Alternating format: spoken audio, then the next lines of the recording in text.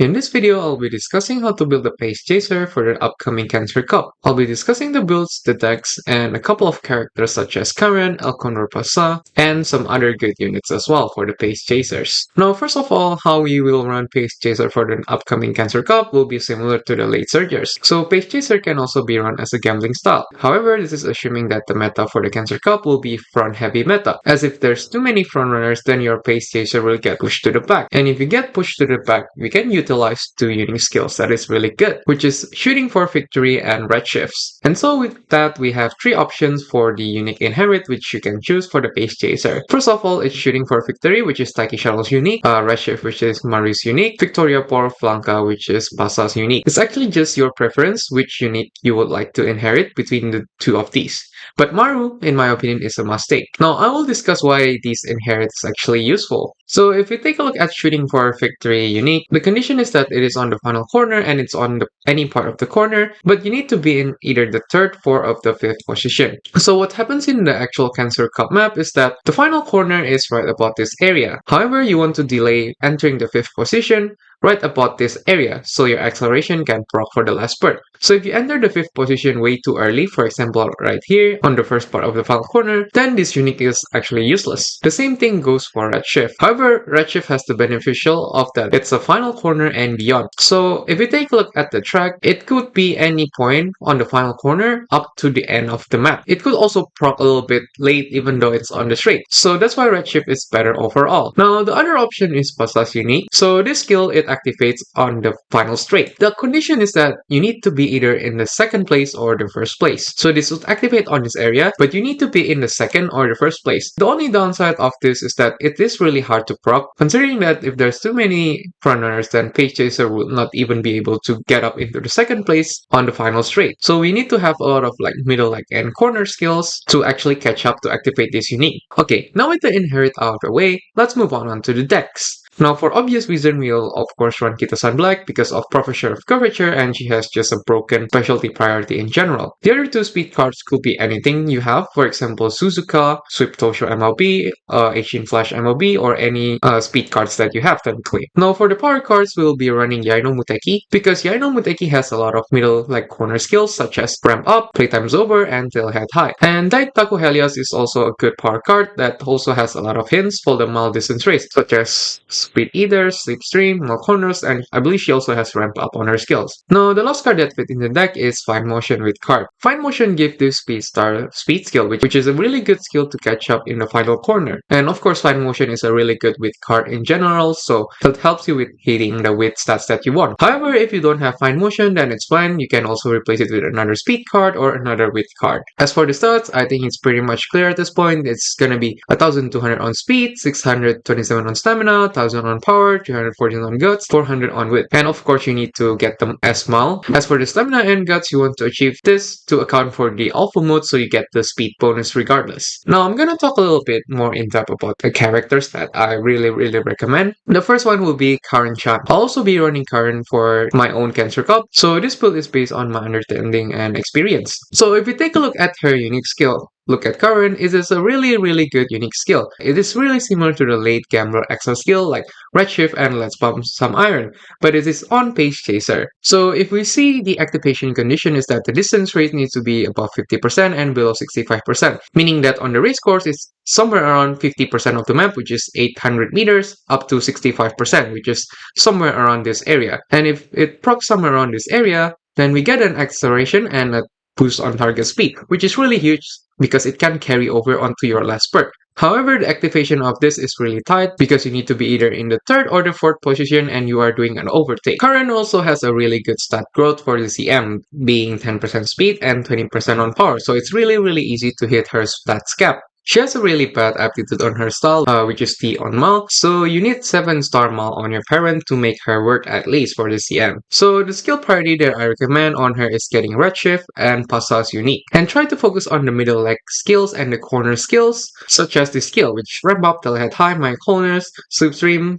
and whatever you can grab on your career runs. And with the addition of Speed Star from Fine Motion if you can. So this is my own Curren, for example, that I built for the next CM. A lot of things could could be improved, such as on Mal and getting the gold version of this, which is Speed Star. But and overall, I believe this is like a pretty decent build. And this is an example of when my currents proc her acceleration unique correctly. She ends up hitting a time about 130. Next up on the list, we have El Condor Pasa. The main reason we want to run El Condor Pasa is of course her unique. As you guys might know, we need to be in the second place on the final straight. However, this is actually really hard to achieve in the current meta, as I believe a lot of people will be running frontrunners, so what ends up happening is that this skill will actually never procs. As for the stat bonus, El Condor Pasa has a pretty good bonus on speed. As for the skill priority, I'll recommend getting Redshift and Shooting for Victory, just in case you hit about the 5th position to help you hit her unique when she enters the final straight, and followed by the middle leg and corner skills so you can catch up for the other Umas. You might also consider Mcqueen's unique, which is Duty of Dignity Calls, which is just more speed on the middle leg to catch up. Now, if you guys didn't know, Seru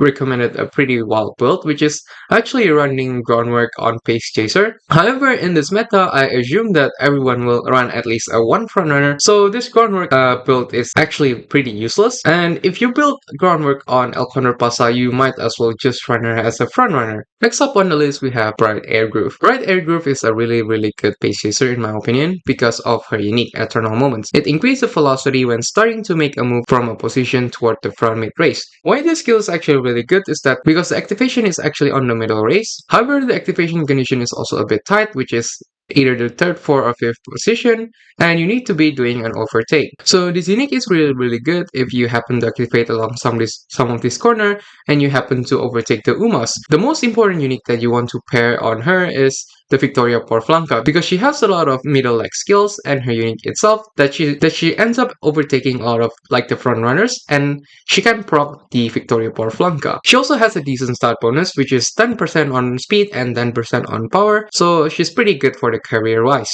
And she also has an innate good skill, which is Big Sisterly, to help you overtake other Umas. As for the skill priorities, definitely get any of the acceleration inherit that you can, followed by the middle leg and corner skills. Up on the list, we also have Fuji Kiseki. Her banner will come a bit later on. Why Fuji Kiseki is actually really good is her unique. During the final leg or beyond, if you're ever in front with another girl behind you, with 300 meters remaining in the race, your speed will greatly increase. This skill is actually really similar to Oguri's cap unique, if you might notice. However, Oguri only has 200 meters remaining and Fuji Kiseki has 300 meters remaining. How you utilize this unique is basically you're just hoping that she can catch up the other Umas on the final stretch. As for her stat growth, she has a 20% on power, which is really nice. However, she doesn't have any speed bonus, so to cover for this, you might want to run 4 speed cards. As for the skill priority, I recommend inheriting Redshift and Shooting for Victory, followed by the middle leg corner skills. You don't need to inherit Pasa's unique for Fuji Kiseki because I believe she would not be able to hit the 2nd place, so this skill would just not proc. She also have some pretty good skills for Mal on her innate kits, such as Shifting Gears,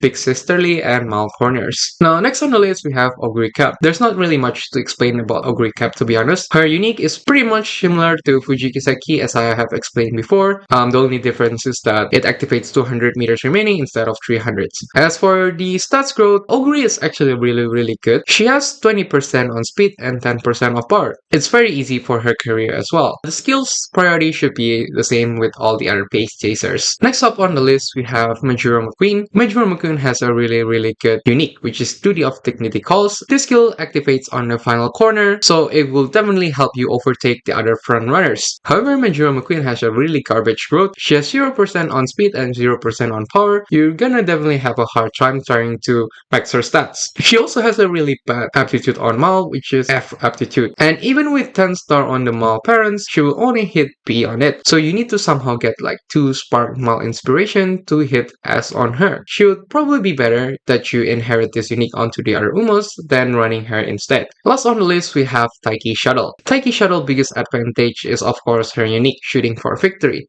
If it's not clear by now, it's one of the best acceleration skill if it procs correctly. The condition for Taiki Shuttle's unique is that it could proc on the final corner and any part of the corner. So if you hit the 5th position too early, for example you hit the 5th position right about here, then her unique is basically just useless. But if you happen to hit the 5th position right about this area, for example you have an acceleration carryover and if you run her OG version, she has a higher effect on the original version than the inherited version. So this acceleration is actually really huge. Now she has 2 gold speed skill for the mall distance, which is changing gear. This one is actually really good if you want to grab it. It's just a speed boost on the middle part of the race, which is really nice. The other skill, Mall Maven, I don't recommend getting the skill because you won't activate this anyway. If you see the conditions that on the early part of the race, then you need to be on the first position. And if you run her as a pace chaser, and there's even one runner in the room that has groundwork, she would never get the first position on the early part of the race. So this skill is basically just useless if you grab it. As for the skill priority, try to get the acceleration inherit followed by the middle leg corner skill as usual. Now here's just a small tier list. It's what I would recommend if you are actually planning on running the pace chaser. So definitely Condor Pasa just because of her unique is pretty good on this map. And I might be a little bit biased, but I believe Curren will be one of the pace chasers that is up there because she has the acceleration and bonus target speed on her unique, followed by Air Groove because Air Groove has a really good unique skill and just punch off good speed skill on the middle leg so you can catch up with the front runners. The other option that I would recommend is Taiki Shuttle just because she also has the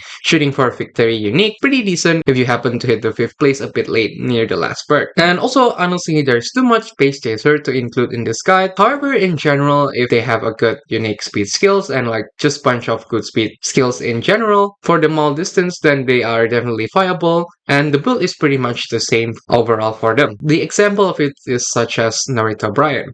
I believe Pace Chaser will be the hardest style to run for the next Cancer Cup, but the satisfaction you get from winning with your Oshi or the non-meta stuff to me is really huge. As always, thanks for watching guys and I'll catch you in the next one.